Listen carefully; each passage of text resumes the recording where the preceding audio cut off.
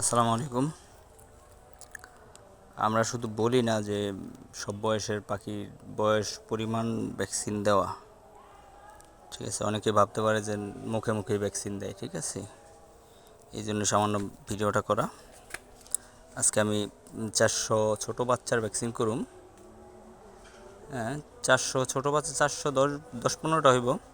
তো ওইগুলা BCRDB 100 পিসের ভ্যাকসিন 100টা পাখিরে দেওয়া যাইব, 100 মুরগিরে দেওয়া যাইব মানে।